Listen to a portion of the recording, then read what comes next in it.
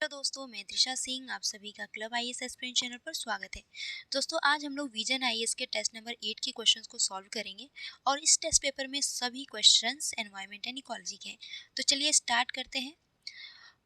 पहला क्वेश्चन दिया हुआ है, निम्नलिखित पर विचार कीजिए, उपयुक्त में से कौन से रेडियोधर्मी प्रदूषण के स्रोत हैं। ठीक है, इन चारों में से बताना है कि कौन कौन से रेडियोधर्मी प्रदूषण के स्रोत हैं। तो एक बार आप लोग आंसर करें, फिर उसके बाद मैं आंसर बताती हूँ।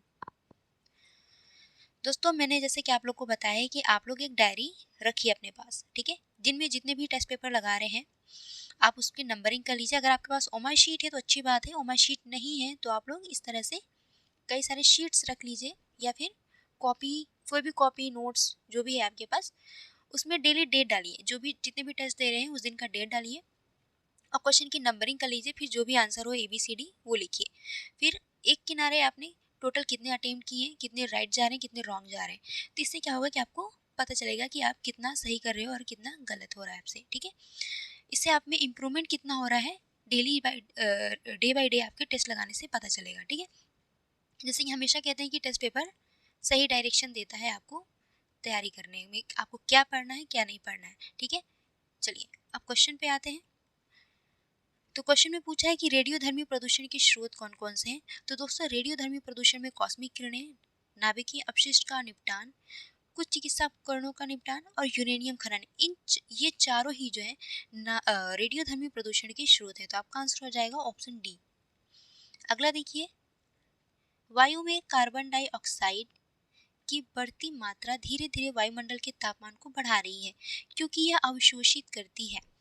तो दोस्तों, आपको पता होगा कि हमारे वायुमंडल में कार्बन डाइऑक्साइड की सांद्रता धीरे धीरे बढ़ती जा रही है। ठीक है, अब कार्बन डाइऑक्साइड के बढ़ने से वायुमंडल का तापमान बढ़ती है, ये आपको पता होगा। ठीक है, हमारे ग्लोबल वार्मिंग को बढ़ाने का काम करता है।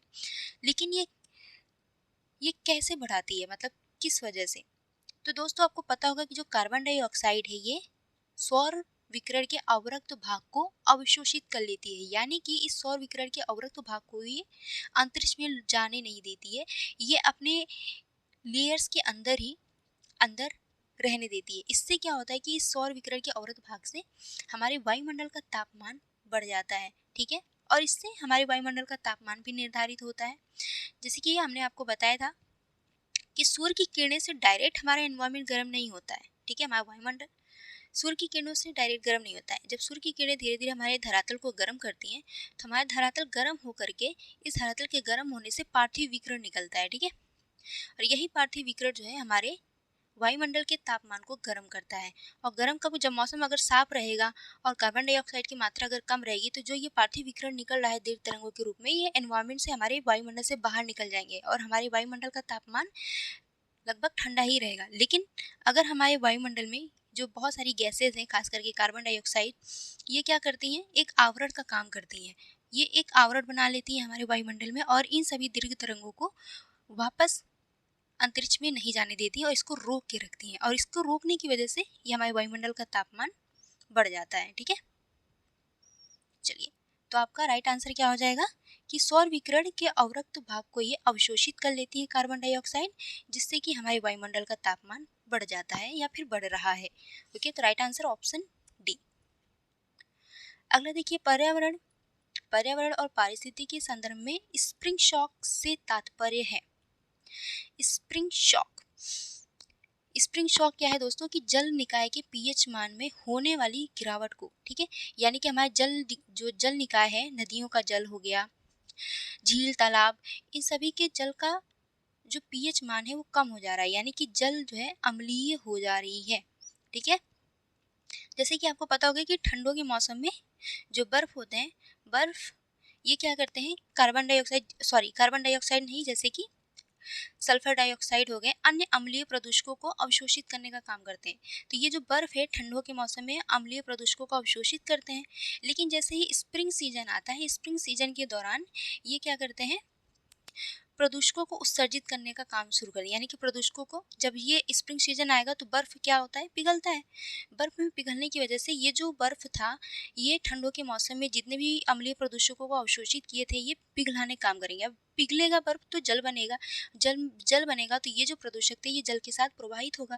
तो ये जहाँ जहाँ जहाँ ये जल जाएगा, नदियों में मिलेगा, सागर मिलेगा, समुद्र मिलेगा या फिर झील में जाके मिलेगा, तो उन सभी जलीय परितंत्र का जो पीएच मान है वो कम हो जाएगा। यानी कि जो जो जल है वो अम्लीय हो जाएगा। तो यही आपका स्प्रिंग शॉक कहलाता है। ठीक है, आप ऑप्शन में आप लोग का आंसर क्या हो जाएगा, ऑप्शन सी, यानी लंबे समय तक होने वाले अम्लीय, नहीं, ऑप्शन सी नहीं, ऑप्शन बी होगा, बर्फ के तेजी से पिघलने के कारण संचित अम्लीय प्रदूषकों के उत्सर्जन से जल निकायों के पीएच में तीव्र गिरावट। ठीक है, यही आपका स्प्रिंग शॉक कहलाएगा। ठीक है, क्या कहलाएगा, स्प्रिंग शॉक, क्योंकि ये स्प्रिंग सीजन में होता है। ऐसा स्प्रिंग सीजन में क्योंकि तापमान में बढ़ोतरी होती है और बर्फ जो है पिघलना शुरू करता है। ठीक है, और इसी स्प्रिंग शॉक को एसिड शॉक भी कहते हैं, तो ध्यान रखिएगा, इसको एसिड शॉक भी कहते हैं। ओके, अगला क्वेश्चन देखिए। और दोस्तों अगर आप लोग को इसका पीडीएफ चाहिए तो कमेंट बॉक्स में इसका लिंक मेंशन कर दिया जाएगा। ठीक है, तो आप वहां से उस लिंक के माध्यम से पीडीएफ को डाउनलोड कर सकते हैं। हिंदी या इंग्लिश मीडियम, आपको मतलब जैसा ये पीडीएफ है एग्जैक्टली आपको वैसा ही मिलेगा, सॉल्व किया हुआ। अभी तो स्टार्ट ही किया है, लेकिन सारे पीडीएफ ऐसे ही मिलेंगे इस फॉर्म में। ठीक है, और अगर सॉल्यूशन के साथ चाहते हैं पीडीएफ, तो फिर इसके लिए आपको हमारे ग्रुप को परचेज करना पड़ेगा। ठीक है, चलिए क्वेश्चन देखिए। निम्नलिखित अधिनियमों को प्रारंभ से लेकर नवीनतम तक कालानुक्रमित में व्यवस्थित कीजिए। देखिए 4 अधिनियम दिए हुए हैं, जैसे पर्यावरण संरक्षण अधिनियम, वन संरक्षण अधिनियम और जैव विविधता अधिनियम। इसको कालक्रम के अनुसार आपको व्यवस्थित करना है। ठीक है, आंसर करने की कोशिश करें। ठीक है, तो दोस्तों पर्यावरण संरक्षण अधिनियम 1986 में लाया गया था। ठीक है, ओके, वन संरक्षण अधिनियम 1980 में, जैव विविधता अधिनियम 2002 में। तो जब इसे आप कालक्रम के अनुसार व्यवस्थित करेंगे तो सबसे पहले आपका दूसरा आएगा 1980 यानी वन संरक्षण अधिनियम, उसके बाद फिर आपका आएगा 1986 यानी पर्यावरण संरक्षण अधिनियम यानी कि 1, और लास्ट में आ जाएगा 3। तो आपका सीरीज, आपका क्रम क्या बनेगा, 2 1 3। राइट आंसर हो जाएगा ऑप्शन डी। अगला देखिए। ठीक है, नेक्स्ट क्वेश्चन दिया हुआ है, सतत विकास लक्ष्यों और उनके उद्देश्यों के संदर्भ में निम्नलिखित युग्मों पर विचार कीजिए। ठीक है, सतत विकास लक्ष्य दिए हुए हैं SDG 6, SDG 7, SDG 11 and SDG 13। ठीक है, अब इसको बताना है कि कितने सही सुमेलित हैं। ठीक है, ठीक है, बताइए कितने सही सुमेलित हैं।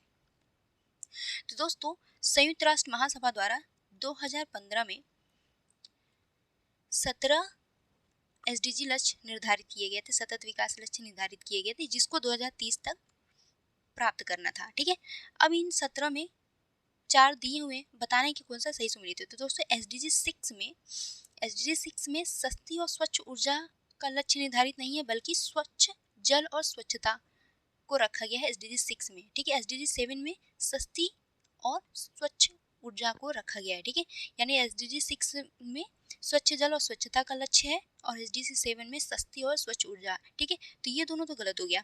तीसरा आपका सही है, SDG 11 में संधारणीय शहर और समुदाय के लक्ष्य को रखा गया और SDG 13 में जलवायु कार्रवाई। ठीक है, तो आपका कितना सही सुमेलित है, 2 सही सुमेलित है। और आप लोग रट लीजिएगा, टोटल 17 SDGs हैं, सबको रट लीजिएगा कि किस SDG के लक्ष्य में किस SDG में यानी 1 2 3 में कौन सा लक्ष्य निर्धारित किया गया है, उसको रट लीजिए, एग्जाम में पूछेगा। ठीक है, चलिए अगला देखिए। गोथेनबर्ग प्रोटोकॉल के संदर्भ में निम्नलिखित में से कौन सा कथन सही है। ठीक है, गोथेनबर्ग प्रोटोकॉल के संदर्भ में बताना है। ठीक है, तो दोस्तों गोथेनबर्ग प्रोटोकॉल जो है ये वैश्विक स्तर पर वायु गुणवत्ता में सुधार करने का प्रयास करता है। ये संयुक्त राष्ट्र आर्थिक आयोग का पहल है। और अगर ऑप्शन में आंसर की बात करें दोस्तों, तो दोस्तों यह अम्लीकरण, सुपोषण और क्षोभ मंडलीय ओजोन प्रदूषण की समस्या का समाधान करता है, गोटेनबर्ग प्रोटोकॉल। तो राइट आंसर हो जाएगा ऑप्शन बी। और ये प्रकृति में बाध्यकारी है। ठीक है, इसके जो भी निर्णय होते हैं बाध्यकारी होते हैं। चलिए अगला देखिए। जीरो डेब्रिस चार्टर वर्ष 2030 तक अंतरिक्ष में मलबा तटस्थ बनाने का वैश्विक रूप से अग्रणी प्रयास है। निम्नलिखित में से कितने देशों ने चार्टर पर हस्ताक्षर किया है। ठीक है। जीरो डेब्रिस चार्टर वर्ष 2030 ये जो है अंतरिक्ष प्रदूषण को खत्म करने का प्रयास कर रहा है। और जीरो डेब्रिस चार्टर में टोटल 13 देश हैं, ठीक है। टोटल 13 देश सदस्य हैं। टोटल 13 देश नहीं, सॉरी 12 हैं। एक जो है अंतर्राष्ट्रीय संगठन है, कौन सा वो भी मैं बताती हूँ, ठीक है। इसमें टोटल 12 देश शामिल हैं और एक यूरोपीय अंतरिक्ष एजेंसी भी इसमें शामिल है, ठीक है।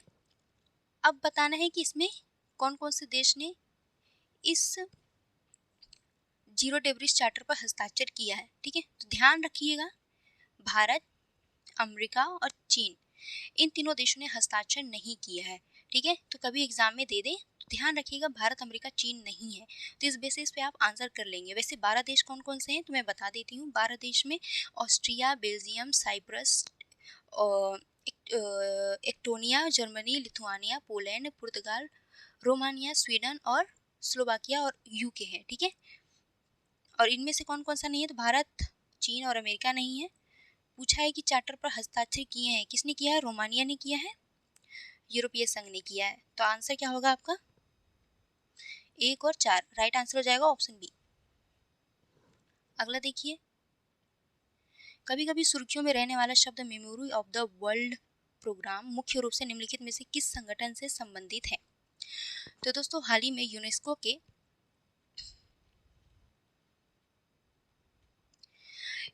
के memory of the world Asia Pacific regional register में भारत के 3 साहित्यिक कृतियों रामचरितमानस, पंचतत्व, सहृदय लोचन को शामिल किया गया है, ठीक है। अब पूछ रहा है कि memory of the world programme किस संगठन से संबंधित है। तो दोस्तों यह United Nation Education, Scientific and Culture Organisation से संबंधित है, ठीक है। चलिए, कभी क्वेश्चन में पूछ दे कि यूनेस्को के memory of the world Asia Pacific regional register में भारत की किन किन साहित्यिक कृतियों को शामिल किया गया, तो ध्यान रखिएगा रामचरितमानस, पंचतंत्र और सहृदय लोकलोचन, ठीक है। चलिए अगला देखिए, वन्यजीव संरक्षण अधिनियम 1972 के अंतर्गत निम्नलिखित में से कौन सा संगठन स्थापित किए गए हैं। देखिए इसमें दिया है वन्यजीव अपराध नियंत्रण ब्यूरो, केंद्रीय चिड़ियाघर प्राधिकरण, राष्ट्रीय वन्यजीव बोर्ड, राष्ट्रीय बाघ संरक्षण प्राधिकरण। बताना है कि वन्यजीव संरक्षण अधिनियम 1972 के तहत किन किन संगठनों को स्थापित किया गया इन चारों में से। तो दोस्तों वन्यजीव संरक्षण अधिनियम 1972 के तहत वन्यजीव अपराध नियंत्रण ब्यूरो, केंद्रीय चिड़ियाघर प्राधिकरण, राष्ट्रीय वन्यजीव बोर्ड और राष्ट्रीय बाघ संरक्षण प्राधिकरण, इन चारों को गठित किया गया। तो आंसर क्या हो जाएगा, ऑप्शन डी। अगला देखिए, निम्नलिखित में से किस स्थल को CA/TS मान्यता दी गई है। CA/TS मान्यता क्या है दोस्तों, CA का मतलब होता है कंजर्वेशन एश्योर्ड, ठीक है। यहाँ पे मैं लिख देती हूँ कंजर्वेशन। आज मैंने पेंसिल चेंज किया है, इस वजह से थोड़ी लिखने में प्रॉब्लम आ रही है मुझे। कंजर्वेशन एश्योर्ड, ठीक है। और TS का मतलब होता है टाइगर स्टैंडर्ड, ठीक है। Tiger standards, okay. अब ये CA/TS मान्यता है क्या, तो दोस्तों ये अंतर्राष्ट्रीय मान्यता प्रणाली है। इसका उद्देश्य बाघों के संरक्षण के लिए न्यूनतम मानक तय करना है और बाघ अभ्यारण्यों के प्रबंधन का आकलन करना है। यानी कि बाघों की सुरक्षा के लिए न्यूनतम मानक तय करता है कि जितने भी बाघ या अभ्यारण्य हैं उनके लिए क्या क्या मानक होने चाहिए, कि किस तरह के मानदंड होने चाहिए कि वो बाघ या अभ्यारण्य इस बाघों के संरक्षण के लिए इस तरह से कार्य करे, ठीक है। तो अब पूछा है इसमें कि किस स्थल को जो है CA/TS मान्यता दी गई है। तो दोस्तों जिम कॉर्बेट राष्ट्रीय उद्यान को छोड़ करके लैंसडाउन वन प्रभाग, चितवन राष्ट्रीय उद्यान और सिकोटे एलिन नेचर रिजर्व, इन तीनों को शामिल किया गया, लेकिन जिम कॉर्बेट को नहीं शामिल किया गया, ठीक है। ध्यान रखिएगा। तो आंसर क्या हो जाएगा, पहला लैंसडाउन वन प्रभाग, चितवन राष्ट्रीय उद्यान और सिकोटे एलिन नेचर रिजर्व। तो राइट आंसर हो जाएगा 1, 3 और 4। इसका काम होता है बाघ अभ्यारण्यों के प्रबंधन का आकलन करना, ठीक है। चलिए अगला देखिए, अगला क्वेश्चन दिया हुआ है, निम्नलिखित कथनों पर विचार कीजिए। पहला कथन है पृथ्वी का चुंबकीय क्षेत्र पृथ्वी के बाह्य क्रोड में उपस्थित पिघले हुए लोहे की गति से उत्पन्न होती है। पृथ्वी की चुंबकीय ध्रुव इसके भौगोलिक ध्रुवों के साथ पूरी तरह संरेखित होते हैं। तीसरा, पृथ्वी का चुंबकीय क्षेत्र प्रत्येक कुछ लाख वर्षों में उत्क्रमित हो जाता है। तो बताएं कितने कथन सही हैं। ठीक है, चलिए। तो दोस्तों, पहला कथन जो दिया है कि पृथ्वी का चुंबकीय क्षेत्र पृथ्वी के बाह्य क्रोड में उपस्थित पिघले हुए लोहे की गति से उत्पन्न होता है। तो आपको पता होगा कि पृथ्वी के जो क्रोड है, यानी आंतरिक संरचना में आप मेंटल से नीचे जाएंगे तो क्रोड आएगा। क्रोड को दो भागों में बांटते हैं। एक ऊपर जो क्रोड का जो बाह्य हिस्सा है, इसमें लोहा जो है ये तरल अवस्था में पाया जाता है, पिघला हुआ लोहा, जिसे पिघला हुआ लोहा कहते हैं। ठीक है, इसी की वजह से ये ठोस अवस्था में होता है और यहाँ पे ये अर्धतरल अवस्था में होता है। इसमें लोहा नीफे पाया जाता है। ठीक है, निकल और आयरन पाया जाता है। ठीक है, तो इसी की वजह से, इसी लोहे की वजह से पृथ्वी का चुंबकीय क्षेत्र उत्पन्न होता है। और इस चुंबकीय क्षेत्र की वजह से कहीं ना कहीं ये जो चुंबकीय क्षेत्र है पृथ्वी के आंतरिक भाग से लेकर के पृथ्वी के ऊपर अंतरिक्ष तक ये चुंबकीय क्षेत्र का प्रभाव रहता है। और इस चुंबकीय क्षेत्र की वजह से हानिकारक और सौर विकिरण जो है, जो पृथ्वी चुंबकीय क्षेत्र है, ये हमारी पृथ्वी को हानिकारक सौर विकिरण से सुरक्षा प्रदान करता है। इसके साथ ब्रह्मांडीय कणों से सुरक्षा प्रदान करता है। ये ध्यान रखिएगा। ठीक है, कभी मान लीजिए स्टेटमेंट में दे दिया कि ये जो है हानिकारक सौर विकिरण से पृथ्वी को सुरक्षा प्रदान करता है, तो आपका स्टेटमेंट सही हो जाएगा। ठीक है, तो आपका पहला स्टेटमेंट सही है कि इसी पिघले हुए लोहे की वजह से पृथ्वी का चुंबकीय क्षेत्र उत्पन्न होता है। तो पहला स्टेटमेंट सही है। दूसरा दिया है कि पृथ्वी के चुंबकीय ध्रुव उसके भौगोलिक ध्रुवों के साथ पूरी तरह संरेखित होते हैं। तो नहीं, आपका दूसरा स्टेटमेंट गलत है, संरेखित नहीं होते हैं। ठीक है, तीसरा जो है दिया है कि पृथ्वी का चुंबकीय क्षेत्र प्रत्येक कुछ लाख वर्षों में उत्क्रमित हो जाता है। तो आपका तीसरा स्टेटमेंट सही है। तो आंसर क्या हो जाएगा? केवल दो कथन सही है, ऑप्शन बी। अगला देखिए, अग्निबाण रॉकेट के संदर्भ में निम्नलिखित कथनों पर विचार कीजिए। ठीक है, अग्निबाण रॉकेट इसको विकसित किया है अग्निकुल कॉस्मोस कंपनी ने। ठीक है, और अब स्टेटमेंट पे आते हैं, तब पूरा बात पता चल जाएगा आपको। ठीक है, पहला स्टेटमेंट दिया है अग्निबाण एक 4 चरणीय रॉकेट है जो 700 किलोमीटर की ऊंचाई तक नीत भार ले जाने में सक्षम है। दूसरा स्टेट, इसे 3D प्रिंटिंग या एडिटिव मैन्युफैक्चरिंग तकनीक के माध्यम से स्वदेशी रूप से निर्मित किया गया है। तीसरा, अग्निबाण रॉकेट प्रणोदक के रूप में केरोसिन और तरल ऑक्सीजन के मिश्रण का उपयोग करता है। ठीक है, तो बताना है कितने कथन सही हैं। ठीक है, चलिए। तो दोस्तों, अग्निबाण रॉकेट इसमें दिया है पहला कि अग्निबाण एक 4 चरणीय रॉकेट है। तो ये 4 चरणीय रॉकेट नहीं बल्कि 2 चरणीय रॉकेट है। ठीक है, तो आपका पहला स्टेटमेंट गलत हो गया। और अग्निबाण रॉकेट में दोस्तों 3D प्रिंटेड इंजन का प्रयोग किया गया है या फिर एडिटिव मैन्युफैक्चरिंग तकनीक के माध्यम से इसे स्वदेशी रूप से इसके इंजन को तैयार किया गया था। आपका दूसरा स्टेटमेंट सही है। ठीक है, इसमें 3D प्रिंटेड इंजन का प्रयोग हुआ है।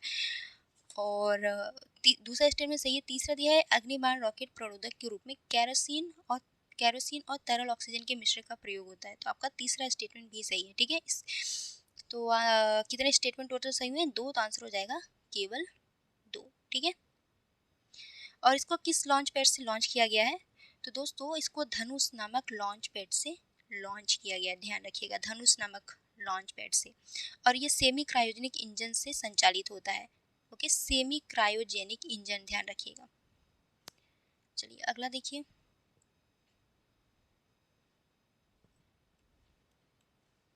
निम्नलिखित में से कौन सा जैव रासायनिक ऑक्सीजन मांग का सर्वोत्तम वर्णन करता है?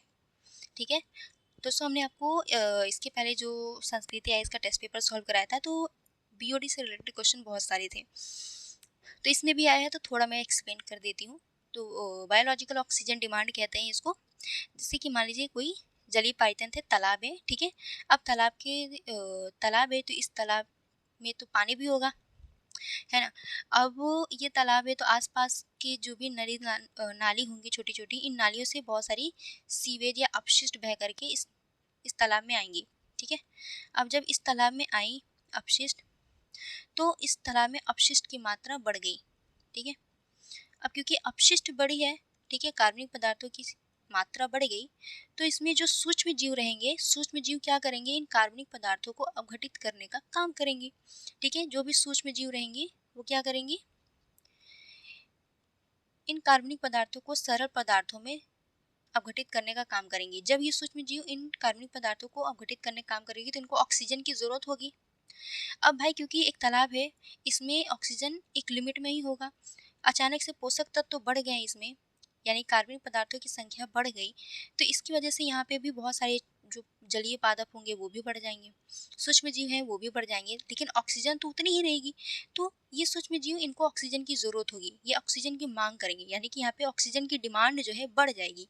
ठीक है, तो यही जो है आपका बायोलॉजिकल ऑक्सीजन डिमांड कहलाएगा, यानी कि यहाँ पे क्या हो जाएगा, ऑक्सीजन का लेवल कम हो जाएगा। ठीक है, ऑक्सीजन का लेवल कम हो जाएगा और ऑक्सीजन डिमांड बढ़ जाएगी। ठीक है, तो आपका राइट आंसर क्या हो जाएगा, ऑप्शन बी, यानी जल में कार्बनिक पदार्थों को अपघटित करने हेतु वायवीय सूक्ष्म जीवों द्वारा आवश्यक ऑक्सीजन की मात्रा।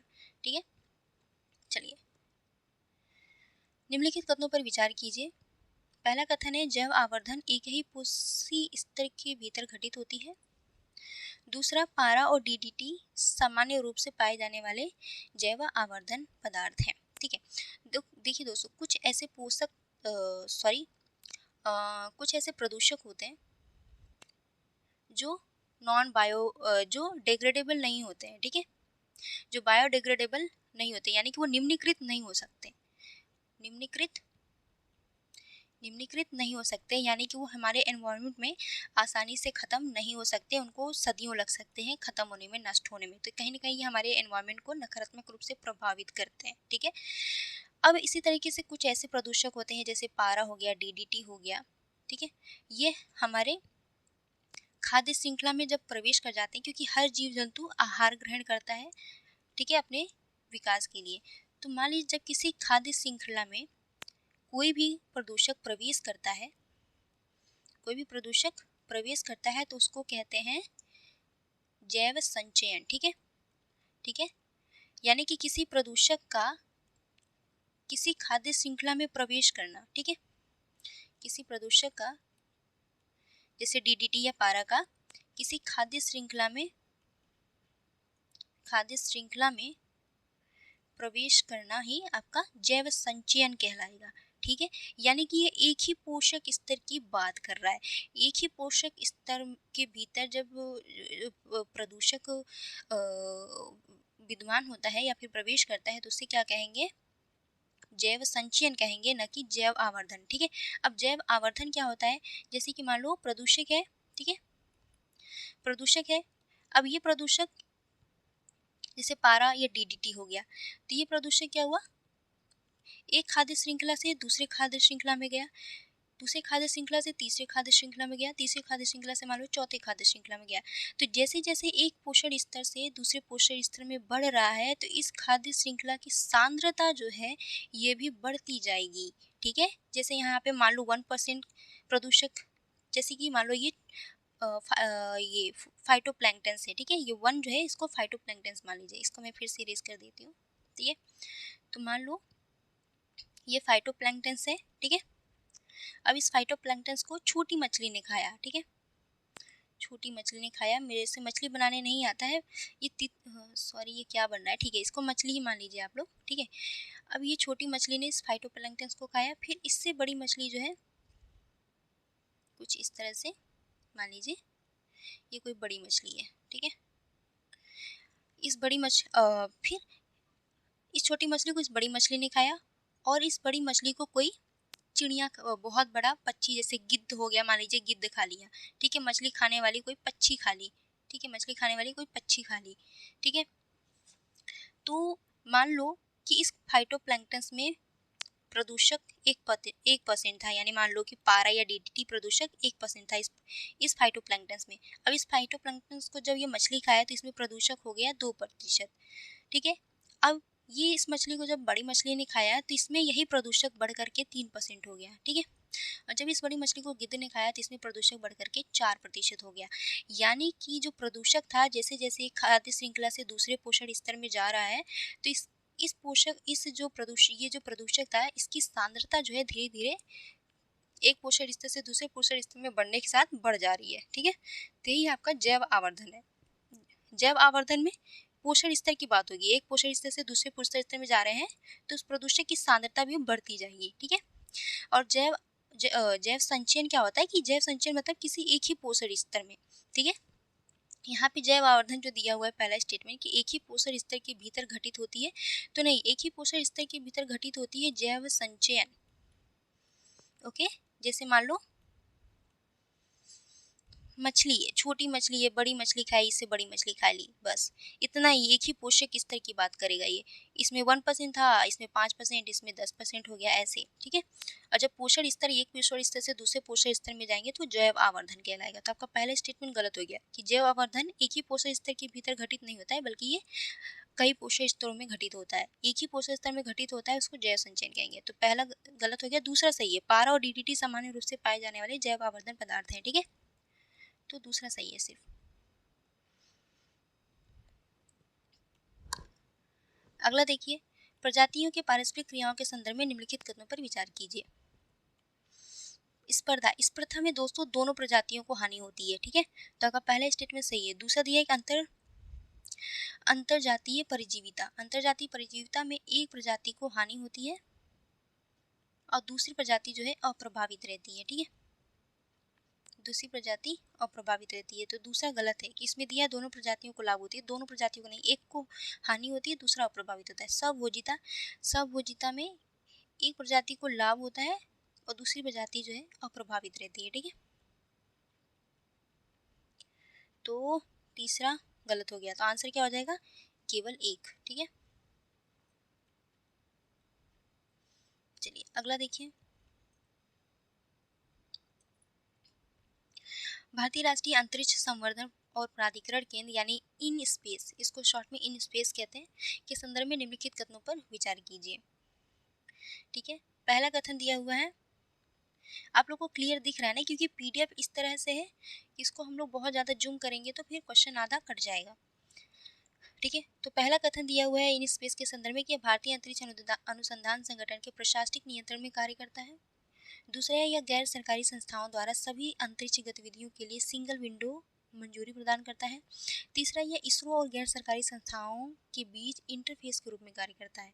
तो दोस्तों इन स्पेस के संदर्भ में आपका पहला स्टेटमेंट गलत है कि ये भारतीय अनुसंधान संगठन के प्रशासनिक नियंत्रण में कार्य नहीं करता है, इसमें दिया है करता है, तो गलत हो गया। दूसरा और तीसरा स्टेटमेंट सही है कि एक तरह से ये सिंगल विंडो मंजूरी प्रदान करने का काम करता है सभी अंतरिक्ष गतिविधियों के लिए। दूसरा स्टेटमेंट सही है। तीसरा सही है कि ये इसरो और गैर सरकारी संस्थानों के बीच इंटरफेस के रूप में काम करती है। तो इस टोटल कितने कथन सही हुए, दो कथन सही हुए, तो आंसर क्या हो जाएगा, ऑप्शन बी। अगला देखिए, संकटग्रस्त प्रजातियों की आयुसीएन रेड लिस्ट पादप जंतुओं और अन्य जीवों की विलुप्ति के खतरे की स्थिति को वर्गीकृत करने के लिए सर्वाधिक मान्य वस्तुनिष्ठ आकलन प्रणालियों में से एक है। निम्नलिखित में से किसी दी गई प्रजाति के विलुप्त होने के जोखिम का आकलन करने के लिए मानदंड है। यानी कि अगर किसी प्रजाति को आईयूसीएन के रेड लिस्ट में शामिल करना है तो इसके लिए क्या क्या मानदंड होने चाहिए, इसके आकलन के लिए क्या क्या मानदंड होने चाहिए, ठीक है। तो दोस्तों एक बार आप लोग आंसर करें, फिर मैं बताती हूँ, ठीक है।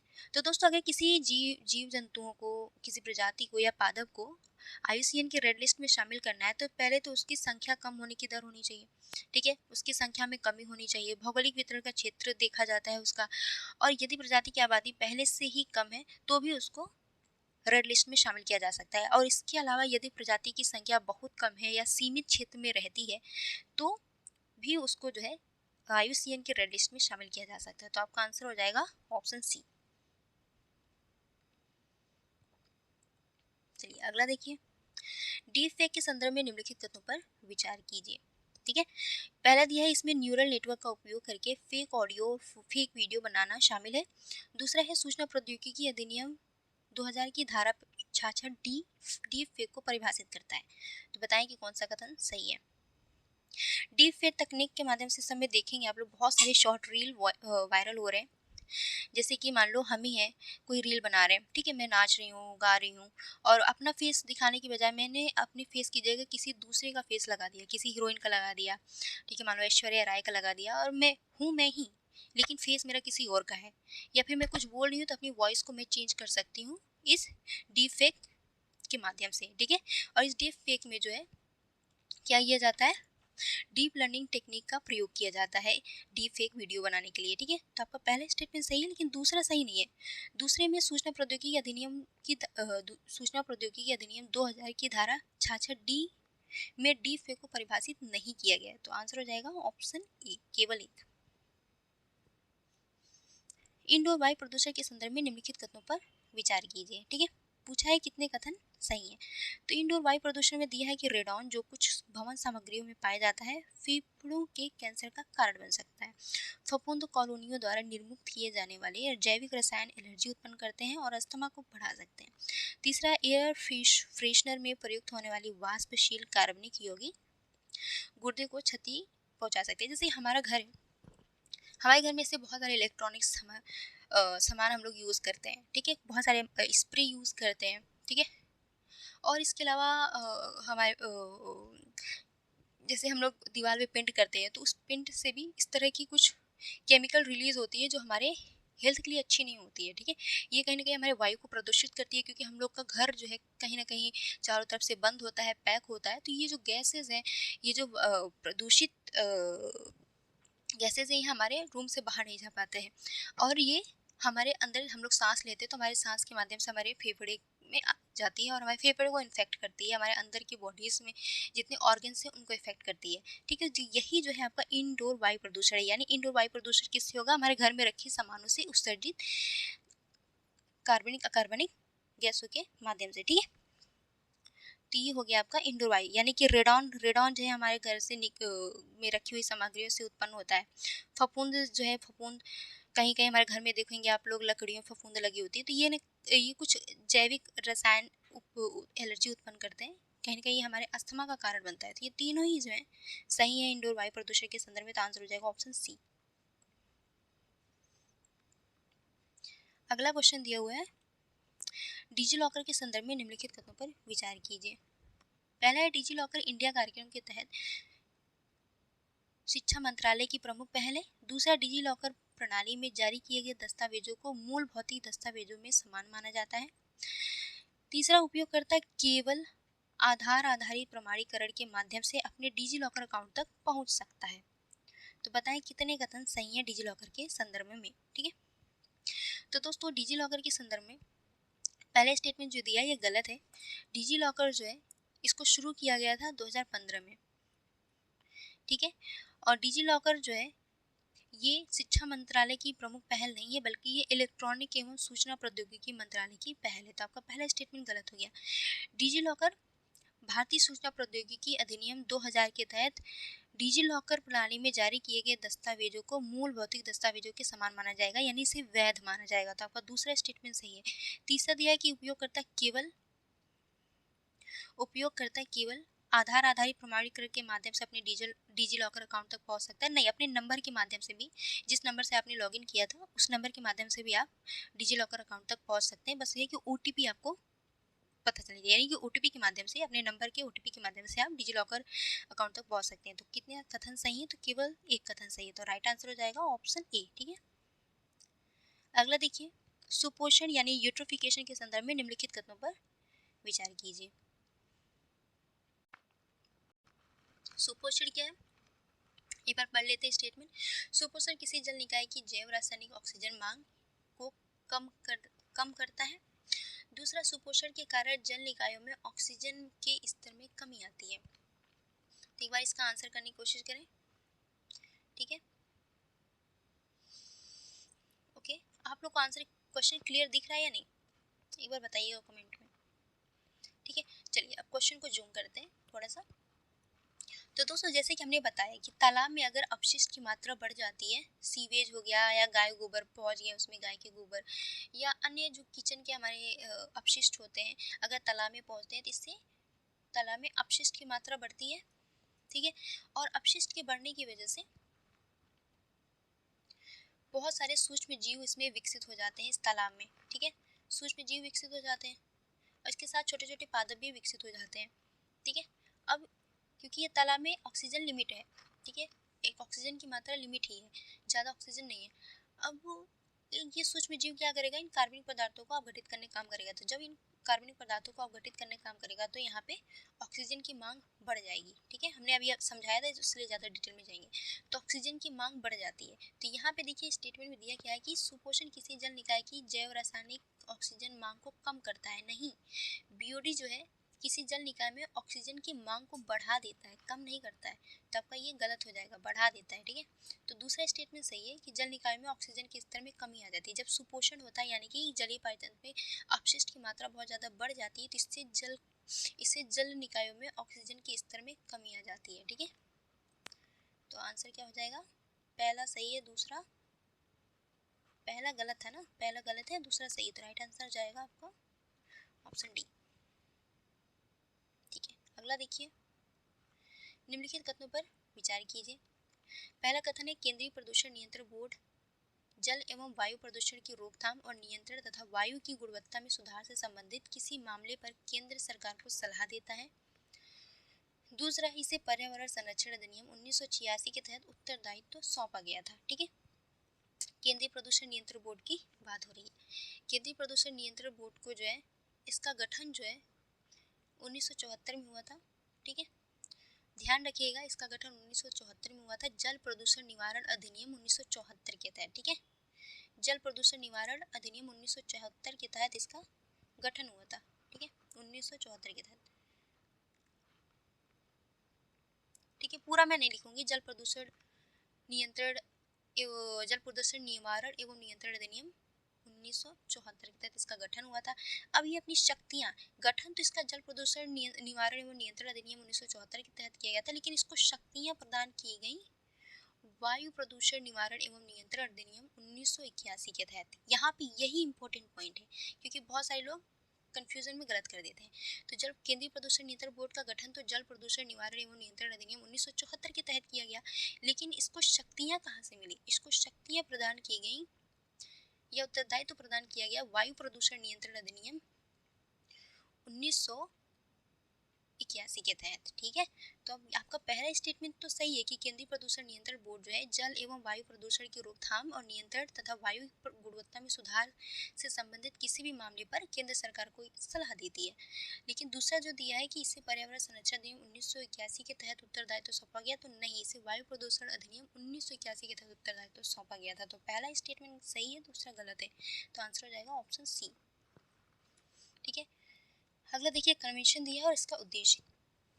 ठीक है, बेसल कन्वेंशन को 98 में लाया गया था, अपनाया गया था, उससे लागू किया गया था 1992 में। ठीक है, बेसल कन्वेंशन जो है ये खतरनाक अपशिष्ट और सीमा पारी आवागमन से संबंधित है। तो आपका पहला स्टेटमेंट गलत है, यानी कि बहुत सारे ऐसे इलेक्ट्रॉनिक गैजेट्स होते हैं जिनसे खतरनाक अपशिष्ट निकलते हैं। ये खतरनाक अपशिष्ट हमारे एनवायरनमेंट को नुकसान पहुंचाते हैं। तो बहुत सारे देश ऐसे क्या करते थे, खास करके विकसित देश, अपने खराब इलेक्ट्रॉनिक्स गैजेट्स को दूसरों देशों में डंप कर देते थे। अब दूसरे देशों में डंप करते थे तो वो देश जो है इसमें जो भी इलेक्ट्रॉनिक गैजेट्स में जो मेटल्स होते थे इसको निकालते थे, लेकिन उसके बाद जो है कचरा बचता था वो ऐसे ही फेंक देते थे। अब ये जो कचरा है एक तरह से तो एक तो ई अपशिष्ट हुआ, इसके अलावा ये हमारे एनवायरनमेंट को बहुत ज़्यादा नुकसान पहुंचा रहा था। तो ऐसे में बेसल कन्वेंशन लाया गया और इसके तहत इस खतरनाक अपशिष्टों के सीमा पारी आवागमन को रोक दिया गया। ठीक है, तो इसमें यही बात कही गई। तो आपका इसमें जो दिया है कि स्थायी कार्बनिक प्रदूषण पर कार्रवाई, तो ये गलत है। दूसरा, रॉटरडम कन्वेंशन, रॉटरडम कन्वेंशन में खतरनाक पदार्थों के व्यापार में पूर्व सूचित सहमति से संबंधित है। तो आपका दूसरा स्टेटमेंट सही है। तीसरा दिया है स्टॉकहोम कन्वेंशन, ये स्थायी कार्बनिक प्रदूषण पर कार्रवाई से संबंधित है। तो तीसरा गलत है। ठीक है, इससे संबंधित है, न कि खतरनाक अपशिष्ट से। तो केवल दूसरा सुमेलित है। कितने सही सुमेलित है, तो केवल एक। राइट आंसर हो जाएगा ऑप्शन ए।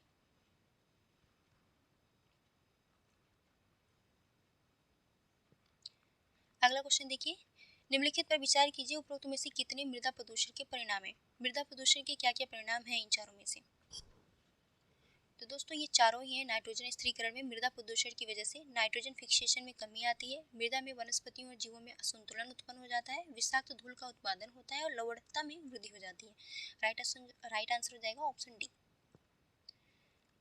अगला क्वेश्चन दिया, ठोस अपशिष्ट प्रबंधन विधि और प्रक्रिया। ठीक है, ठोस अपशिष्टों के प्रबंधन की कई सारी विधियां, नहीं कि ठोस अपशिष्ट को अगर आप वायुमंडल में ऐसे ही छोड़ देते हैं तो भी हमारे एनवायरनमेंट के लिए अच्छा नहीं है, या फिर इसे आप जलाते हैं तो भी। तो इसके लिए इस ठोस अपशिष्ट प्रबंधन के लिए, निपटाने के लिए कई सारी विधियां होती है, जैसे भस्मीकरण, ताप अपघटन और गैसीकरण। ठीक है, भस्मीकरण में क्या है, इसमें दिया हुआ है कि ऑक्सीजन की अनुपस्थिति में नियंत्रित पूर्ण दहन। तो दोस्तों भस्मीकरण की प्रक्रिया जो है ऑक्सीजन की उपस्थिति में होता है, न कि अनुपस्थिति में। ठीक है, ऑक्सीजन की उपस्थिति में अत्यधिक उच्च ताप पर ठोस अपशिष्ट को जला दिया जाता है। ठीक है, तो इससे क्या होता है कि वायुमंडल में प्रदूषक गैसें निर्मुक्त नहीं हो पाती हैं, उत्सर्जित नहीं हो पाती हैं, तो इससे हमारा एनवायरनमेंट स्वच्छ रहता है। ठीक है, पहला गलत हो गया। दूसरा दिया है ताप अपघटन, पायरोलिसिस ऑक्सीजन की उपस्थिति में नहीं, पायरोलिसिस जो है ऑक्सीजन की अनुपस्थिति में होता है। यहाँ पे हमेशा जब भी इस तरह का क्वेश्चन दे तो ध्यान रखिएगा ऑक्सीजन की उपस्थिति और अनुपस्थिति। तो ऑक्सीजन की अनुपस्थिति में पायरोलिसिस होता है, तो दूसरा गलत हो गया। तीसरा आपका सही है, अपशिष्ट को गैसीकरण में अपशिष्ट को सीधे सिंथेटिक गैस में परिवर्तित कर दिया जाता है। ठीक है, तो तीसरा सही है, तो राइट आंसर क्या हो जाएगा, केवल 100 मिलीमीटर। ठीक है, अगला देखिए, जैव विविधता विरासत स्थल के संदर्भ में निम्नलिखित कथनों पर विचार कीजिए। पहला कथन है, ये स्थल वन्य जीव संरक्षण अधिनियम 1972 के तहत संरक्षित क्षेत्रों के अंतर्गत आते हैं। दूसरा, पालतू प्रजातियों की प्रचुरता जैव विविधता विरासत स्थल घोषित करने का एकमात्र मानदंड है। तीसरा, जिन क्षेत्रों में संधारणीय कृषि पद्धतियां अपनाई जाती हैं उन्हें जैव विविधता विरासत स्थल घोषित किया जा सकता है। तो बताएं कि कौन सा कथन सही है। तो दोस्तों जैव विविधता विरासत स्थल, पहला स्टेटमेंट दिया है कि ये स्थल वन्य जीव संरक्षण अधिनियम 1972 के तहत संरक्षित क्षेत्रों के अंतर्गत आते हैं। तो ध्यान रखिएगा कि जो भी स्थल वन्य जीव संरक्षण अधिनियम 1972 के तहत संरक्षित होंगे उनको जैव विविधता विरासत स्थल घोषित नहीं किया जाएगा। अधिकांशतः ऐसा किया जाता है कि जो भी क्षेत्र, जो भी स्थल वन्य जीव संरक्षण अधिनियम 1972 के तहत संरक्षित होते हैं उनको जैव विविधता विरासत स्थल घोषित नहीं किया जाता है। ठीक है, तो पहला स्टेटमेंट आपका गलत हो गया। दूसरा दिया है कि पालतू प्रजातियों की प्रचुरता केवल एकमात्र मानदंड है जैव विविधता विरासत स्थल घोषित करने का, तो नहीं, जैव विविधता विरासत स्थल घोषित करने के बहुत सारे मानदंड है, जैसे कि उस स्थल में स्थानीय प्रजातियां बहुत ज़्यादा देखने को मिलेंगी, और फिर अन्य प्रजातियों की भी विविधता बहुत ज़्यादा देखने को विविधता बहुत ज़्यादा होगी, तो भी उसे जैव विविधता विरासत स्थल घोषित किया जा सकता है। तो कई सारे मानदंड होते हैं, केवल एकमात्र मानदंड ये नहीं है। ठीक है, तीसरा दिया है, जिन क्षेत्रों में संधारणीय कृषि पद्धतियां अपनाई जाती हैं उन्हें जैव विविधता विरासत घोषित किया जा सकता है। तो तीसरा स्थल सही है कि जिन क्षेत्रों में संधारणीय कृषि पद्धतियां अपनाई जाती हैं उन्हें जैव विविधता विरासत स्थल घोषित किया जा सकता है। तो केवल आपका राइट आंसर हो जाएगा ऑप्शन बी, केवल 3। ठीक है, अगला देखिए, हाल ही में सरकार ने ताडोबा अंधारी टाइगर रिजर्व से बाघों को सह्याद्री टाइगर रिजर्व में स्थानांतरित करने की योजना बनाई है। सह्याद्री टाइगर रिजर्व निम्नलिखित में से किस राज्य में स्थित है। ठीक है, तो बताएं कि सह्याद्री टाइगर रिजर्व किस राज्य में स्थित है। तो दोस्तों सह्याद्री टाइगर रिजर्व महाराष्ट्र में स्थित है। ये पश्चिमी महाराष्ट्र का पहला टाइगर रिजर्व है। ठीक है, और पूरे महाराष्ट्र की बात करें तो ये महाराष्ट्र का चौथा टाइगर रिजर्व है। ठीक है, ध्यान रखिएगा। चलिए अगला देखिए, निम्नलिखित विशेषताओं पर ध्यान दीजिए, विचार कीजिए।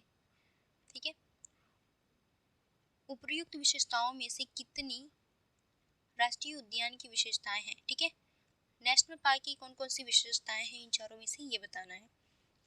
पहला दिया है, मानवीय गतिविधियां सख्ती से प्रतिबंधित हैं, कोई निश्चित सीमा नहीं होती है। तीसरा, राज्य सरकार द्वारा अधिसूचित किया जाता है, विशेष रूप से वन्यजीव संरक्षण के लिए होता है। तो दोस्तों राष्ट्रीय उद्यान की घोषणा कौन करेगा, तो केंद्र सरकार भी घोषणा कर सकता है, राज्य सरकार भी घोषणा कर सकता है। ये जो राष्ट्रीय उद्यान, जब किसी क्षेत्र को राष्ट्रीय उद्यान घोषित किया जाता है तो वहाँ पे मानवीय गतिविधियां सख्ती से प्रतिबंधित होती हैं। तो आपका पहला स्टेटमेंट सही है। दूसरा दिया कि कोई निश्चित सीमा नहीं होती है, तो ये गलत है। ठीक है, इसकी निश्चित सीमा होती है, इसकी सीमा में बदलाव के लिए जो है केंद्र सरकार से, राज्य सरकार से अनुमति लेनी होती है। ठीक है, और तीसरा देखिए, तो राज्य सरकार द्वारा अधिसूचित किया जाता है, तो राष्ट्रीय उद्यान को राज्य सरकार द्वारा अधिसूचित किया जाता है। तो आपका तीसरा स्टेटमेंट सही है। चौथा दिया कि विशेष रूप से वन्य जीव संरक्षण के लिए होता है, नहीं, स्पेशली किसी वन्य जीव के संरक्षण के लिए राष्ट्रीय उद्यान नहीं स्थापित किया जाता है, बल्कि वहाँ के आसपास के सभी पारिस्थितिक तंत्र को संरक्षण प्रदान करने के लिए राष्ट्रीय उद्यान घोषित किया जाता है या फिर राष्ट्रीय उद्यान लाया जाता है। यानी कि राष्ट्रीय उद्यान में सभी यहाँ जितने भी जीव होंगे, जितने भी प्रजाति होंगी, जितने भी पादप होंगे, सबको संरक्षण प्रदान किया जाएगा। वन्य जीव अभ्यारण्य में क्या होगा कि स्पेशली किसी एक जीव के संरक्षण के लिए वन्य जीव अभ्यारण्य घोषित किया जाता है, लेकिन राष्ट्रीय उद्यान में सबको समान रूप से संरक्षण प्रदान किया जाता है। तो दूसरा चौथा गलत था, दो सही है, तो आंसर हो जाएगा केवल दो कथन सही है। ठीक है, चलिए कार्बन फार्मिंग के संदर्भ में निम्नलिखित कथनों पर विचार कीजिए। पहला कथन, इसमें ग्रीन हाउस गैस उत्सर्जन को कम करने वाली कृषि पद्धतियों का उपयोग शामिल है। इसे अधिकांशतः सीमित जल उपलब्धता वाले शुष्क क्षेत्रों में लागू किया जाता है। तो बताएं कि कौन सा कथन सही है। तो दोस्तों कार्बन फार्मिंग के संदर्भ में पहला स्टेटमेंट सही है। कार्बन फार्मिंग जो है कृषि पद्धति का एक प्रकार है जिससे कि हमारे एनवायरमेंट में जो है ग्लोबल वार्मिंग कम हो सके और इसके साथ ही ग्रीन हाउस गैसों का उत्सर्जन भी कम हो सके। ठीक है, तो इस तरह से कृषि पद्धति को अपनाया जाए जिससे कि ग्रीन हाउस गैस उत्सर्जन में कमी लाया जा सके और इससे ग्लोबल वार्मिंग में भी कोई प्रभाव न पड़े, यानी कि ग्लोबल वार्मिंग को भी कम किया जा सके। ठीक है, तो आपका पहला स्टेटमेंट तो सही है। दूसरा दिया है कि सीमित जल उपलब्धता वाले शुष्क क्षेत्रों में लागू किया जा सकता नहीं, सीमित जल उपलब्धता वाले शुष्क क्षेत्रों में ये लागू नहीं किया जा सकता है। ठीक है, यहाँ पे कारगर साबित नहीं होता है, ये तो आपका आंसर हो जाएगा केवल एक। अगला देखिए, काजा शिखर सम्मेलन काजा शिखर सम्मेलन 2024 के संदर्भ में निम्नलिखित कथनों पर विचार कीजिए। दोस्तों अभी हाल ही में ठीक है, अभी हाल ही में काजा ने जो है साइट से बाहर निकलने की घोषणा की है। ठीक है, साइट से बाहर निकलने की घोषणा की है। ये बार बार कहता है कि मैं साइट से बाहर निकल जाऊंगा। ठीक है, ऐसा क्यों कहता है? क्योंकि साइट्स जो है हाथी दांत के व्यापार पर प्रतिबंध लगाया हुआ है। ठीक है, हाथी दांत के व्यापार पर प्रतिबंध लगाया हुआ है साइट्स ने, और ये जो है इस प्रतिबंध को हटाने की बात कर रहा है काजा। क्यों? क्योंकि यहाँ पे काजा में जितने देश शामिल हैं, काजा में 5 देश शामिल हैं। ठीक है, कौन कौन से ध्यान रखिएगा, क्योंकि ये न्यूज़ में रहा है तो मे भी क्वेश्चन पूछ सकता है। तो ये 5 देश कौन कौन से हैं? अंगोला, बोत्सवाना, नामीबिया,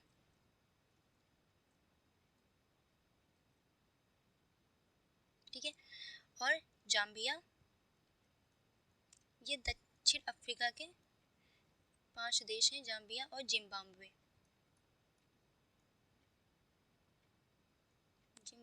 ठीक है, ये 5 देश हैं, कौन कौन से? Angola, Botswana, Namibia, Zambia, Zimbabwe.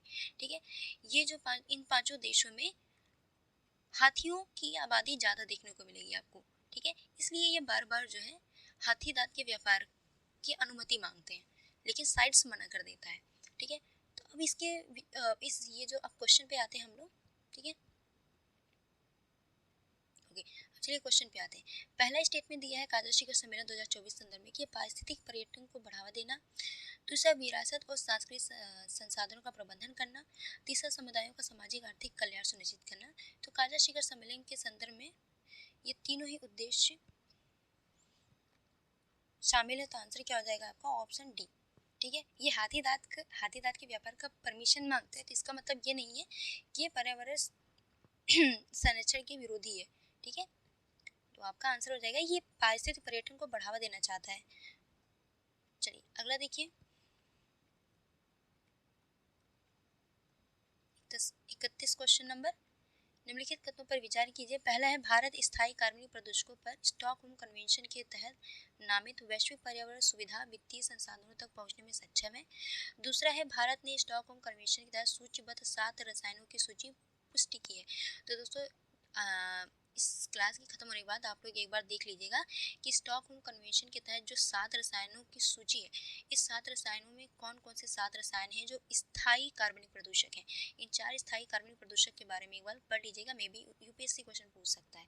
ठीक है, क्योंकि जो रसायन थे मैंने देखा था गूगल पे, बहुत लंबे लंबे नाम थे, तो शायद मैं यहाँ पे लिखती तो थोड़ा प्रॉब्लम आता मुझे लिखने में। आप लोग एक बार थोड़ा सा मेहनत कर लीजिएगा, उसे नोट करके पढ़ लीजिएगा, 1-2 बार रिवाइज कर लेंगे तो आपको याद हो जाएगा। ठीक है, और इस क्वेश्चन का आंसर हो जाएगा ऑप्शन ए। ठीक है, चलिए अगला देखिए, पारिस्थितिक तंत्र में ऊर्जा प्रवाह के संदर्भ में निम्नलिखित कथनों में से कौन सा कथन सही है। ठीक है, पृथ्वी पर सभी पारिस्थितिक तंत्रों के लिए ऊर्जा ही एकमात्र प्रत्यक्ष स्रोत है। फिर से पढ़ते हैं एक बार। ठीक है, कभी कभी गड़बड़ हो जाता है। पारिस्थितिक तंत्र में ऊर्जा प्रवाह के संदर्भ में निम्नलिखित कथनों पर विचार कीजिए।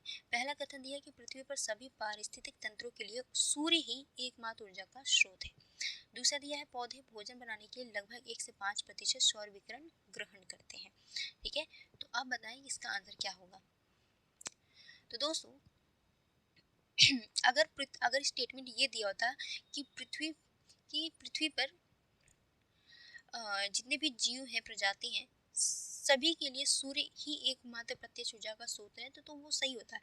लेकिन पृथ्वी पर सभी पारिस्थितिक तंत्रों की बात कर रहा है। सभी पारिस्थितिक तंत्रों मतलब इसमें आपका समुद्री पारितंत्र भी आएगा। ठीक है, क्या समुद्री पारितंत्र में सूर्य ही एकमात्र प्रत्यक्ष ऊर्जा का स्रोत है? नहीं। ठीक है, वैसे तो पृथ्वी पर समुद्र को छोड़ दे तो पृथ्वी पर जितने भी सभी पारितंत्र हैं, समुद्री पारितंत्र को छोड़ दें तो सूर्य ही एकमात्र ऊर्जा का सोर्स है, तब स्टेटमेंट आपका सही है। ऐसे में यहाँ पे स्टेटमेंट सभी पारितंत्रों के लिए गलत हो जाता है। क्यों? क्योंकि दोस्तों समुद्र की गहराई में जब आप नीचे जाएंगे तो क्योंकि समुद्र की गहराई में जैसे आप नीचे जाएंगे तो नीचे आपको पता है कि हमारे धरातल के नीचे मेंटल में एस्थोनोस्फेयर पाया जाता है। ठीक है, इस एस्थोनोस्फेयर की वजह से कहीं न कहीं हमारे समुद्र के निचली जो सतह है यहाँ पे जल का तापमान थोड़ा सा गर्म होता है। कुछ जगहों पे होता है, जैसे आप लोगों ने देखा होगा कहीं कहीं गर्म झरने निकलते हैं, पानी गर्म निकलता है, तो ये इन्हीं एस्थोनोस्फेयर की वजह से ही निकलता है। ठीक है, ये जो यहाँ पे लावा पिघलती हुई तप्त लावा होती है, ठीक है, मैग्मा होती है, जिसकी वजह से गर्म जल पानी जो होता है जब ये इसके संपर्क में कोई जली अंदर का जो जल है इसके संपर्क में आता है तो वो जल गर्म हो जाता है। ठीक है, अब जो भी जलीय स्रोत इसके संपर्क में आता है तो गर्म हो जाता है। तो अब देखिए समुद्र के नीचे सतह पे कहीं ना कहीं कुछ जगहों पे हाइड्रोथर्मल वेंट पाया जाता है, हाइड्रोथर्मल वेंट, जिसकी वजह से यहाँ का जो सतह का तापमान रहता है गर्म हो जाता है। और कुछ जीव ऐसे होते हैं जैसे कि ग्रीन सल्फर बैक्टीरिया। ठीक है, ये जो ग्रीन सल्फर बैक्टीरिया होते हैं ये ऊर्जा के लिए सूर्य का प्रयोग नहीं करते हैं। किसका प्रयोग करते हैं? इस हाइड्रोथर्मल वेंट परिस्थिति का प्रयोग करते हैं। तो यहाँ पे आपका स्टेटमेंट पहला गलत हो गया। इसलिए दूसरा सही है कि पौधे भोजन बनाने के लिए लगभग 1 से 5% सौर विकिरण को ग्रहण करते हैं। तो आंसर क्या हो जाएगा? Option B. Open network for digital commerce के संदर्भ में निम्नलिखित कदमों पर विचार कीजिए। पहला है ONDC भारतीय राष्ट्रीय भुगतान निगम की एक पहल है। दूसरा, यह विक्रेताओं को विभिन्न ई कॉमर्स प्लेटफॉर्म पर अपने उत्पाद बेचने की अनुमति प्रदान करता है। तो दोस्तों open network for digital commerce यानी ONDC ये जो है ये ई कॉमर्स को लोकतांत्रिक बनाता है या ई कॉमर्स को लोकतांत्रिक बनाने का प्रयास करता है। ये ONDC जो है भारतीय राष्ट्रीय भुगतान निगम की पहल नहीं है, तो किसकी पहल है? ये उद्योग संवर्धन और आंतरिक व्यापार विभाग की पहल है। उद्योग संवर्धन और आंतरिक व्यापार विभाग की पहल है, न कि भारतीय राष्ट्रीय भुगतान निगम की। तो आपका पहला स्टेटमेंट गलत हो गया। ठीक है, दूसरा स्टेटमेंट सही है कि विक्रेताओं को जो है विभिन्न ई कॉमर्स प्लेटफॉर्म पर अपने उत्पाद बेचने की अनुमति प्रदान करता है। तो आंसर हो जाएगा ऑप्शन बी। अगला है निम्नलिखित में से कौन से पारिस्थितिकी में एडेफिक कारकों का गठन करते हैं? कौन से पारिस्थितिकी में एडेफिक कारकों का गठन करते हैं? तो आपका राइट आंसर हो जाएगा ऑप्शन सी, मृदा खनिज पदार्थ, मृदा जल और मृदा वायु। ठीक है, अगला देखिए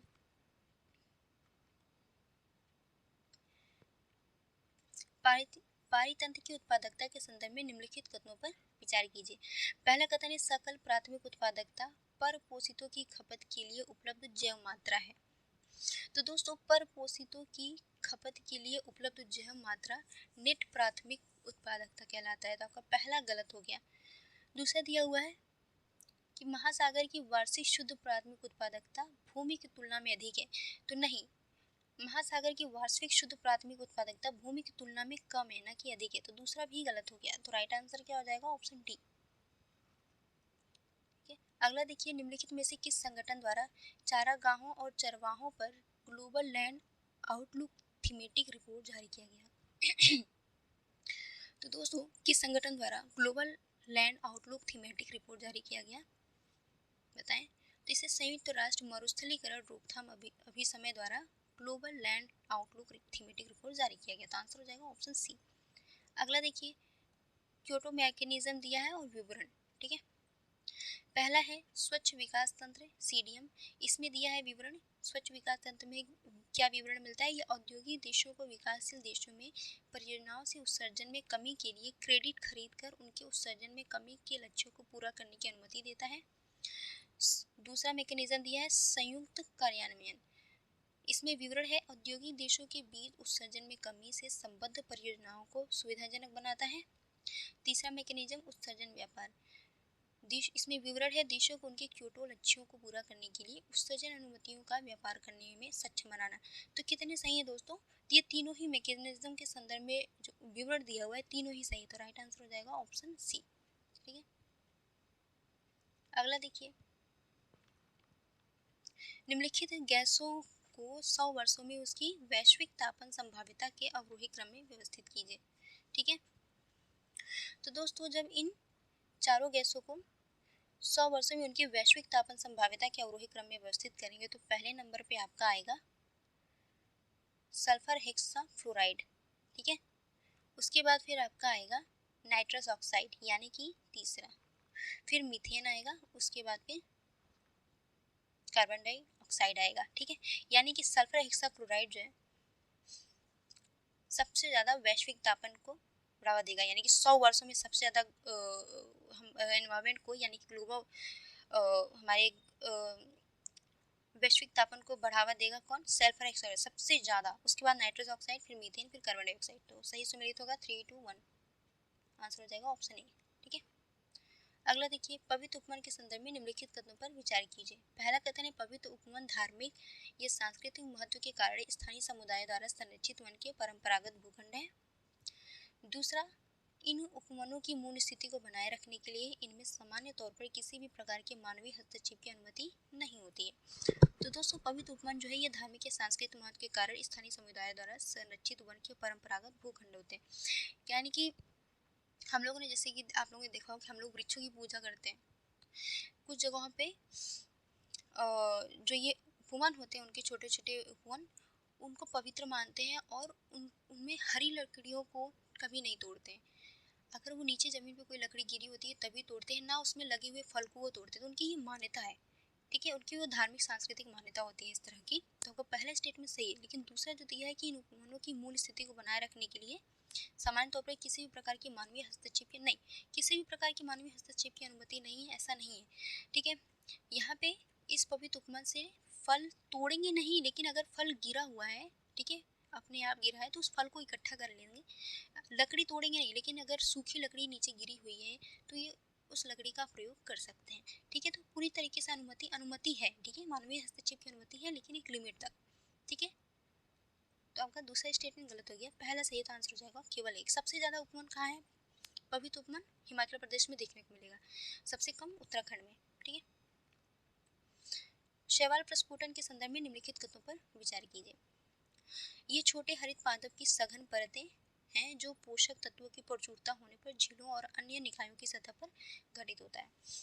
दूसरा दिया पादप लवकों की अधिक वृद्धि मछली की आबादी के लिए लाभकारी, जो खाद्य पदार्थ के लिए इस पर निर्भर है। तीसरा दिया इससे जल की गुणवत्ता खराब होती है जिससे मानव स्वास्थ्य पर विषाक्त प्रभाव पड़ता है। ठीक है, शैवाल प्रस्फुटन उसी तरह संबंधित है जैसे कि जल में पोषक तत्वों की मात्रा बढ़ जाती है। जल में पोषक तत्वों की मात्रा बढ़ती है तो इसकी वजह से जल में शैवालों की वृद्धि हो जाती है बहुत ज़्यादा। ठीक है, यानी कि पोषक तत्वों की प्रचुरता होने से शैवालों की संख्या में वृद्धि हो जाती है।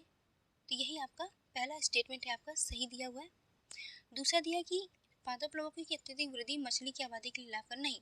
अगर पादप लवकों की अत्यधिक वृद्धि हो रही है और अपशिष्ट बहुत ज़्यादा है जल में तो ये मछली की आबादी के लिए अच्छा नहीं होता है। ठीक है, पादप लवकों की अत्यधिक वृद्धि मछली के लाभकारी नहीं होगा। ठीक है, तो आपका दूसरा स्टेटमेंट गलत हो गया। तीसरा दिया हुआ है कि इससे जल की गुणवत्ता खराब होती है जिससे मानव स्वास्थ्य पर विषाक्त प्रभाव पड़ता है। तो तीसरा सही है। तो टोटल कितने स्टेटमेंट सही है? 2 स्टेटमेंट, आंसर हो जाएगा ऑप्शन बी। क्योंकि दोस्तों अगर शैवाल प्रस्फुटन की वजह से जल की गुणवत्ता खराब होती है, अब जल की गुणवत्ता खराब होगी तो ऑब्वियसली मछली के लिए हानिकारक ही होगी, मछलियाँ मरने लगेंगी ना। ये बहुत सिंपल था, वही जैसे कि यूट्रिफिकेशन होता है इसी तरीके से शैवाल प्रस्फुटन होता है। ठीक है, जैसे कि हमने सुपोषण बताया था लगभग ऐसा ही होता है शैवाल प्रस्फुटन, बस यहाँ पे शैवालों की संख्या बहुत ज़्यादा अनियंत्रित गति से बढ़ जाती है। ठीक है, जैव विविधता की माप के संदर्भ में निम्नलिखित कथनों पर विचार कीजिए। पहला कथन है प्रजाति प्रचुरता किसी दिए गए पारिस्थितिक तंत्र के भीतर अद्वितीय प्रजातियों की संख्या है। दूसरा, प्रजाति समरूपता किसी प्रजाति की दुर्लभता को इंगित करती है। बताएं कि कौन सा कथन सही है जैव विविधता की माप के संदर्भ में। तो दोस्तों, जैव विविधता के संदर्भ में आपका दोनों ही स्टेटमेंट सही है कि प्रजाति प्रचुरता जो है किसी दिए गए पारिस्थितिक तंत्र के भीतर अद्वितीय प्रजातियों की संख्या है, और प्रजाति समरूपता किसी प्रजाति की दुर्लभता को इंगित करती है। जैव विविधता में सभी प्रत्येक प्रजाति का समान रूप से प्रतिनिधित्व भी होता है। आंसर हो जाएगा ऑप्शन सी। अगला देखिए, निम्नलिखित युगों पर विचार कीजिए। एक से आप शब्दावली दिया है, दूसरी तरफ विवरण। प्रोविजनिंग दिया है, दबावग्रस्त परिसंपत्तियों के पुनर्गठन की तकनीक। डी प्राइसिंग के संदर्भ में दिया है कि उत्पाद की कीमत केवल कुछ हिस्से का विज्ञापन किया जाता है। उत्पाद की कीमत के केवल कुछ हिस्सों का विज्ञापन किया जाता है। Front running over subscribed initial public offer की स्थिति। बताना है कि कितने कथन सही सुमेलित हैं। तो दोस्तों, पहला और तीसरा गलत है, केवल दूसरा सही है, तो राइट आंसर हो जाएगा केवल एक। ठीक है, चलिए अगला देखिए।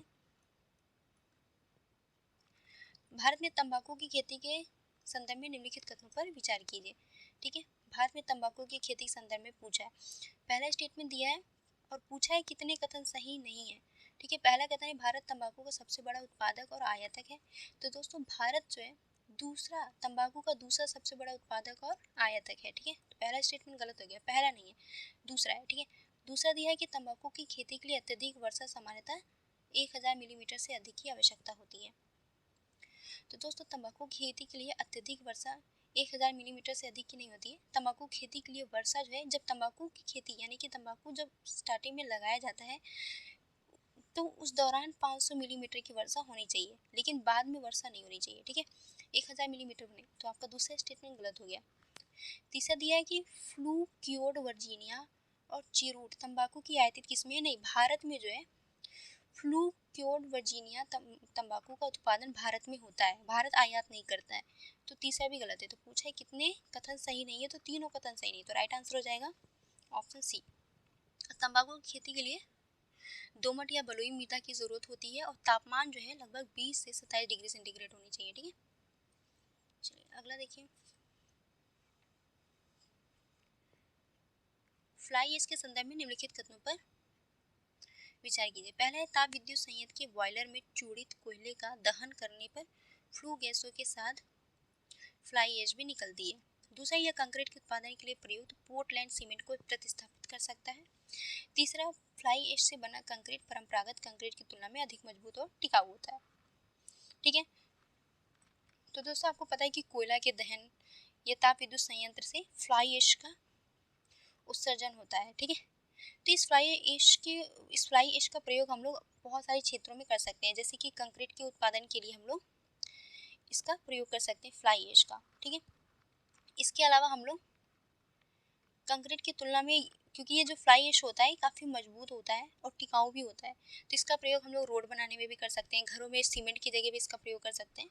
तो ये आंसर हो जाएगा आपका कि कितने कथन सही है, तो तीनों ही कथन सही है, तो राइट आंसर हो जाएगा ऑप्शन सी। ईंट बनाने में भी फ्लाई ऐश का प्रयोग कर सकते हैं। ठीक है, पर्यावरण प्रभाव आकलन की प्रक्रिया के संदर्भ में निम्नलिखित कथनों पर विचार कीजिए। ठीक है, पहला कथन दिया हुआ है पर्यावरण प्रभाव आकलन संधारणीय विकास के लिए प्राकृतिक संधारणों के इष्टतम उपयोग को सुनिश्चित करने हेतु प्रबंधकीय तकनीक है। दूसरा है पर्यावरण संरक्षण अधिनियम 1986 के तहत सभी विकासात्मक गतिविधियों के लिए पर्यावरण प्रभाव आकलन अनिवार्य है। तो दोस्तों, पहला स्टेटमेंट तो सही है कि पर्यावरण प्रभाव आकलन संधारणीय विकास के लिए प्राकृतिक संसाधनों के इष्टतम उपयोग को सुनिश्चित करने हेतु एक प्रबंधकीय तकनीक है। लेकिन दूसरा जो दिया है कि सभी विकासात्मक गतिविधियों के लिए, तो नहीं, सभी विकासात्मक गतिविधियों के लिए नहीं, केवल 29 श्रेणियों के लिए अनिवार्य कर दिया गया है पर्यावरण प्रभाव आकलन, खास करके उन श्रेणियों को जिनमें 50 करोड़ रुपए या उससे अधिक का निवेश शामिल हो, उस तरह की विकासात्मक गतिविधियों के लिए। ठीक है, सभी के लिए नहीं, तो दूसरा गलत है, केवल एक सही होगा आपका right answer option A. 46 question number देखिए। निम्नलिखित पर विचार कीजिए। पहला कथन दिया है प्रकाश रासायनिक धूम कोहरा प्रदूषकों का मिश्रण है जो तब निर्मित होता है जब नाइट्रोजन ऑक्साइड और वाष्पशील कार्बन यौगिक यानी VOCs सूर्य के प्रकाश से अभिक्रिया करते हैं, इससे शहरों के ऊपर भूरे रंग की धुंध बनती है। तो तो दोस्तों पहला स्टेटमेंट आपका सही है कि धूम कोहरा बने कैसा, धूम कोहरा कैसे बनेगा, जब नाइट्रोजन ऑक्साइड और VOC यानी कि वाष्पशील कार्बनिक यौगिक सूर्य की प्रकाश में अभिक्रिया करेंगे तो इससे प्रकाश रासायनिक धूम कोहरा बनता है। ठीक है, तो पहला स्टेटमेंट सही है। दूसरा दिया है कि सामान्य धूम कोहरा उष्ण जलवायु में बनता है, उष्ण नहीं, ठंडी नम जलवायु में, ज़्यादातर आपको ठंडियों के मौसम में देखने मिलेगा, ठंडी नम जलवायु में धूम कोहरा बनता है। ठीक है, जब कोयले के दहन से निर्मित उत्पाद अत्यधिक संक्षारक सल्फ्यूरिक अम्ल की बूंदों के साथ मिल जाती है। तो दूसरा स्टेटमेंट सही नहीं है। ठीक है, ठंडी नम जलवायु में बनेगा। पहला स्टेटमेंट आपका राइट आंसर हो जाएगा ऑप्शन ए, केवल एक।